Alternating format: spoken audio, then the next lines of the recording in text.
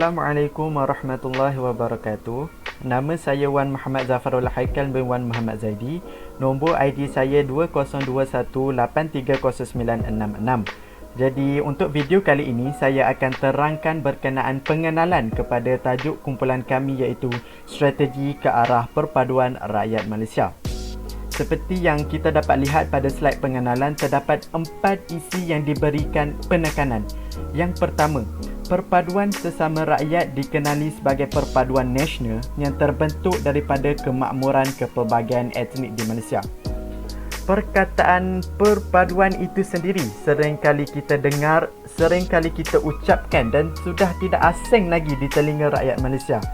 Jika kita perhatikan, di mata dunia, Malaysia lebih dikenali sebagai sebuah negara yang memiliki kepelbagaian etnik, yang mempunyai adat dan etika tersendiri, yang mampu untuk mencipta satu keharmonian, kesepaduan antara rakyat dan mampu menjamin kepada kemakmuran negara kita. Seterusnya, Hari Kemerdekaan merupakan pemangkin kepada pengukuhan perpaduan rakyat Malaysia. Hari Kemerdekaan boleh dikatakan sudah tidak asing lagi dalam jiwa kita sebagai rakyat Malaysia bagi memperingati perjuangan masyarakat-masyarakat terdahulu untuk membentuk sebuah negara yang kita sanjungi dan kita pijak kini, iaitu negara Malaysia. Jika kita lihat dengan teliti dan menjiwai tema-tema yang digunakan ketika Hari Kemerdekaan seperti muhibah dan perpaduan, masyarakat progresif dan pelbagai lagi, sebenarnya mempunyai satu mesej yang mendalam dan saling berkaitan dengan kepentingan masyarakat yang berbilang kaum di Malaysia untuk hidup bersepadu serta penuh keamanan agar dapat diperkukuhkan sama ada dalam kalangan keluarga, rakan maupun jiran tetangga. Selain itu, sikap sesetengah masyarakat merakus keharmonian negara dan menjejaskan usaha bersama untuk membentuk perpaduan serta hubungan antara etnik itu sendiri menjadi penentu kepada jaminan perpaduan sesama etnik dapat diperkukuhkan lagi. Saban hari kita semakin ditelan zaman, kita dapat lihat bahawa keegoan sesetengah masyarakat yang mementingkan diri sendiri telah mencetuskan pelbagai konflik yang mampu meranap nilai perpaduan keharmonian itu sendiri. Sebagai contoh, kejadian Kampung Rawa pada tahun 1998, kejadian 13 Mei 1969 yang telah mengakibatkan pertumpahan darah sesama rakyat Malaysia sendiri. Oleh itu, hubungan antara etnik perlulah diperbaiki agar peristiwa-peristiwa hitam ini tidak tercetus lagi. Peranan kita sebagai rakyat Malaysia itu sendiri menjadi cermin kepada keharmonian sesebuah negara dan bukan sahaja bergantung kepada pihak kerajaan, pihak bertanggungjawab semata-mata.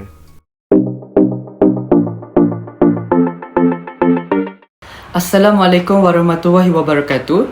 Nama saya Muhammad Zuhairi bin Zainuddin dan nombor pelajar saya ialah 2021894186. So, hari ini saya akan menjelaskan tentang definisi perpaduan. Seperti yang kita telah sedia maklum bahawa negara Malaysia ini mempunyai pelbagai kaum. Sebagai contohnya, kaum Melayu, Cina, India, Bajau, Iban, Melanau dan banyak lagi. Jadi, perpaduan ini boleh didefinisikan sebagai penyatuan dan darjah serta jenis penyatuan yang dipamerkan oleh sesebuah masyarakat ataupun kumpulan dan jiran mereka. Jika kita imbau kembali pada zaman sebelum kita mencapai kemerdekaan, British telah membawa masuk kaum Cina dan India ke tanah Melayu dan ini telah menyebabkan wujudnya jurang sosial dan ekonomi antara ketiga-tiga kaum ini. Namun, masyarakat yang berbilang kaum ini telah berjaya mengasimilasikan budaya masing-masing demi membentuk negara Malaysia yang aman dan harmoni serta bersatu teguh. Bak kata pepatah, bulat air kerana berbetung, bulat manusia kerana muafakat. Assalamualaikum warahmatullahi wabarakatuh. Saya Muhammad Zikri bin Murtaza dari kelas AS1202D, dan hari ini saya ingin membentangkan tentang peranan-peranan yang perlu dimainkan oleh individu, keluarga dan masyarakat untuk memupuk perpaduan di kalangan rakyat-rakyat di Malaysia. Pertama sekali, dari segi individu, kita sebagai individu perlulah mengamalkan sikap hormat menghormati antara satu sama lain, biarpun kita berbeza kaum. Ini kerana ia akan dapat melahirkan semangat perpaduan di antara kaum-kaum di Malaysia yang akan berkekalan dalam jangka masa yang lama. Seterusnya, kita juga perlu digalakkan untuk mengamalkan sikap berfikiran terbuka. Dengan mempunyai fikiran yang terbuka, kita akan dapat mengelakkan sebarang perselisihan faham di antara masyarakat, kerana kita dapat menerima dan memahami budaya yang lain dari kaum yang lain.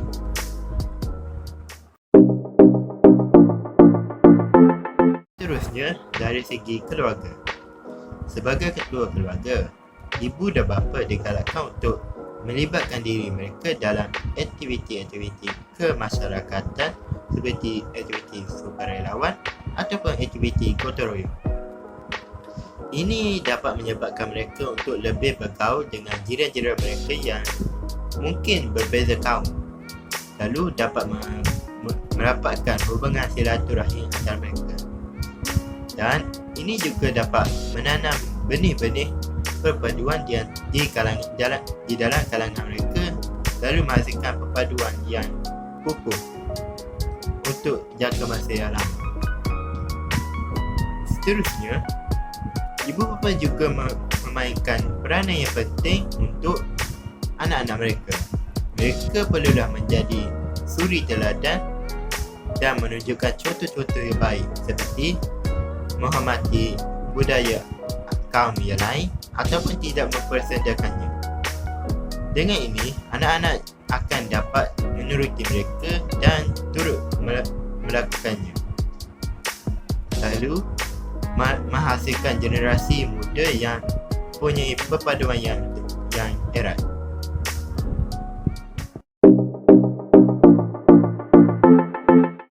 Akhir sekali, dari segi masyarakat, seperti yang kita telah tahu, masyarakat di Malaysia adalah masyarakat majmuk yang terdiri daripada beberapa kaum yang berbeza seperti Melayu, Cina dan India. Oleh itu, masyarakat di Malaysia digalakkan untuk berkongsi budaya-budaya masing-masing agar orang-orang lain dapat mendalami dan mengetahui tentangnya. Misalnya, kita boleh berkongsi tentang makanan tradisional, pemakaian ataupun peradaban. Dengan ini, masyarakat di Malaysia akan mengetahui dengan lebih dekat dan melahirkan hubungan silaturahim antara satu sama lain. Selain itu, mereka juga digalakkan untuk mengadakan rumah terbuka semasa cuti perayaan seperti Hari Raya Haji, Hari Raya Cina dan Deepawali. Dengan ini, mereka akan dapat bergaul dengan lebih mesra, lalu melahirkan perpaduan di dalam kalangan mereka.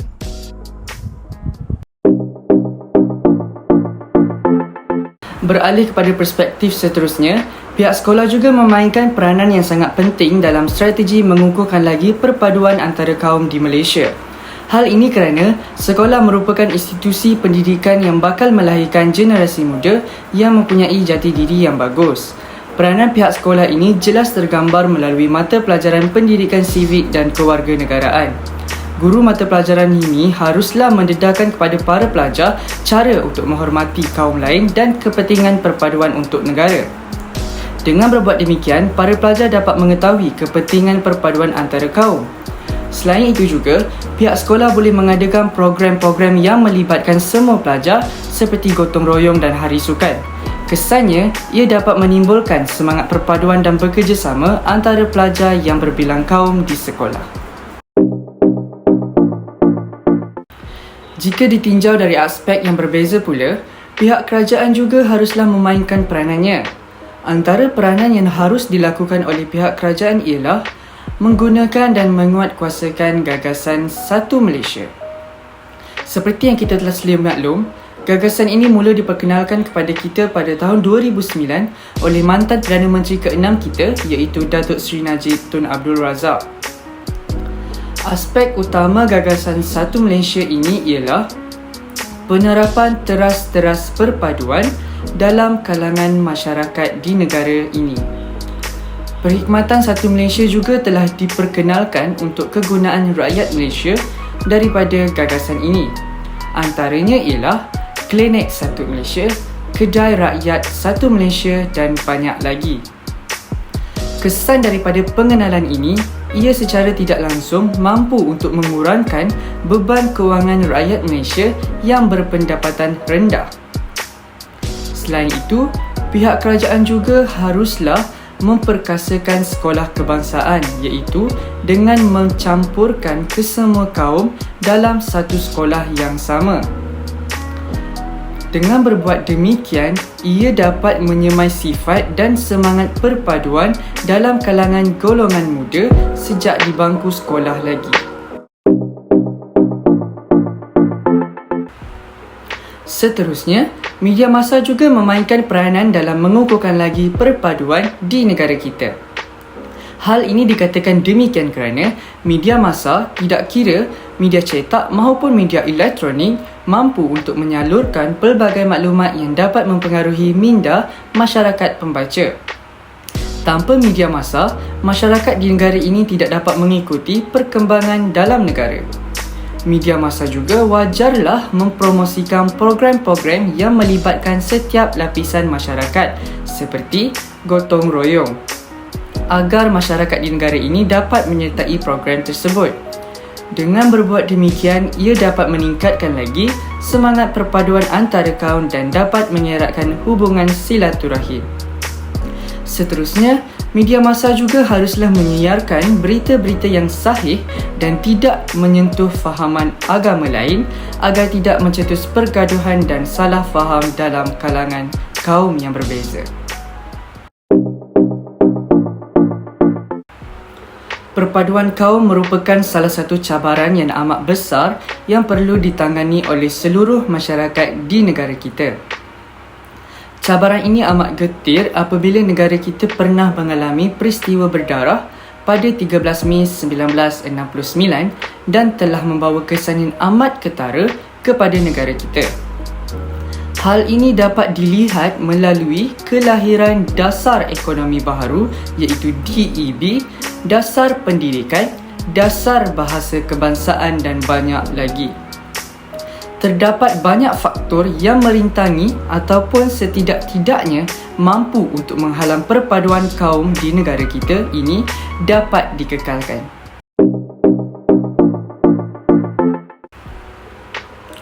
Cabaran pertama ialah masyarakat tidak memahami budaya dan adab resam kaum lain. Perkara ini terjadi apabila masyarakat di era globalisasi ini terlalu mementingkan kejayaan masing-masing sehinggakan tidak mempunyai masa untuk bertegur sapa dengan jiran-jiran mereka yang berbilang kaum. Jika perkara ini terus berlanjutan tanpa dibendung, nescaya ia akan menjadi satu barah yang besar untuk Malaysia kerana ia mampu untuk mencetuskan pergaduhan antara kaum di negara ini. Oleh itu, antara cara masyarakat di negara kita harus lakukan ialah meluangkan masa sekurang-kurangnya sekali seminggu dengan melakukan aktiviti bersama jiran tetangga mereka. Antara aktiviti yang boleh dilakukan oleh masyarakat di negara kita ialah gotong royong, rumah terbuka, hari keluarga dan sebagainya. Kesannya, ia dapat mengeratkan lagi hubungan silaturahim serta masyarakat di negara ini dapat memahami adat resam kaum lain. Cabaran kedua yang terpaksa ditempuhi bagi merealisasikan sebuah negara yang bersepadu antara satu sama lain ialah kewujudan sekolah-sekolah vernakular di Malaysia yang kita dapat lihat semakin berkembang di setiap pelosok negeri di Malaysia. Bukan saya nak katakan yang sekolah vernakular ni tak bagus. Sekolah vernakular pun ada kebaikannya tersendiri.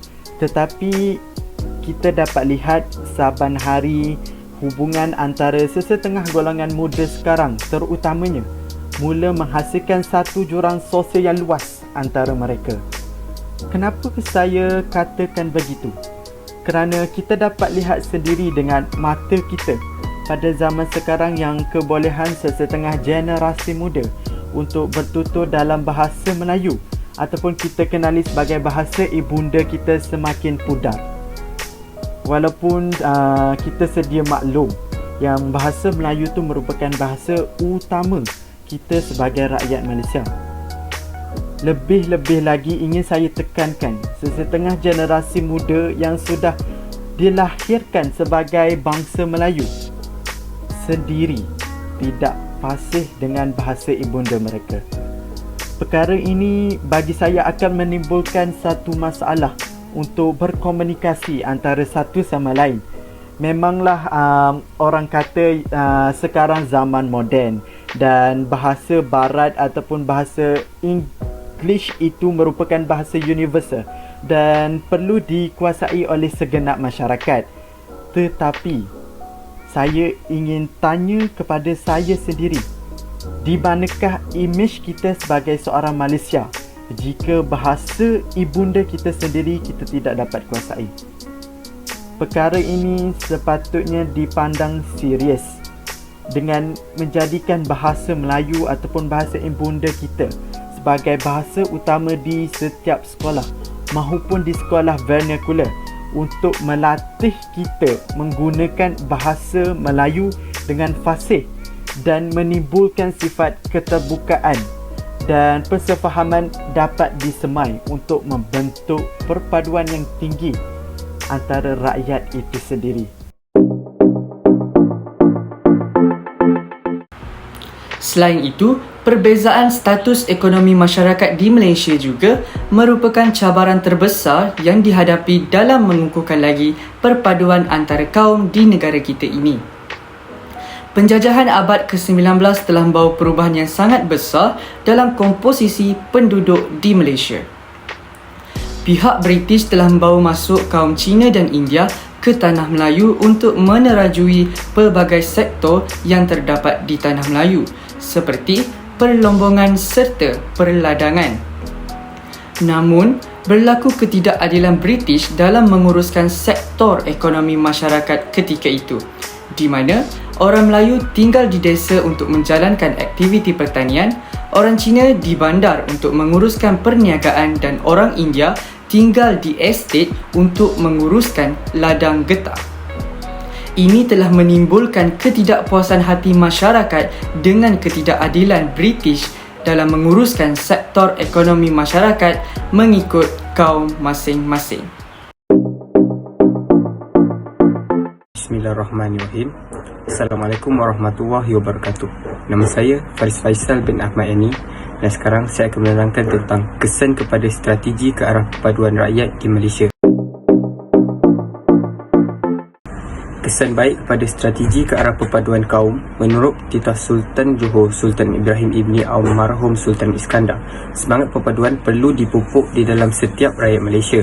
Keutamaan kepada mata pelajaran sejarah dan menjadikan sistem pendidikan sebagai medium mustahak untuk mengekalkan perpaduan kaum. Perpaduan serta sejarah negara diharap akan lahirnya generasi muda yang akan bertindak sebagai warga negara yang matang lagi bertanggungjawab.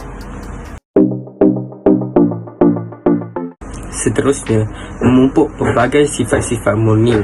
Kepelbagaian agama di Malaysia juga perlu dikeutamaan demi mengekalkan kekukuhan perpaduan antara kaum dengan mengamalkan semangat perkongsian, saling menghormati dan menanam sifat toleransi sesama rakyat Malaysia.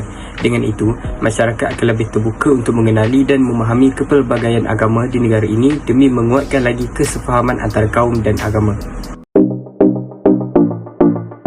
Selain itu, Sambutan pelbagai hari perayaan seperti Hari Raya Aidilfitri, Tahun Baru Cina, Deepavali, Christmas, Hari Gawai dan Keamatan boleh dijadikan platform untuk mengenali budaya dan adat resam sesama masyarakat sambil memperbarui ikatan persahabatan.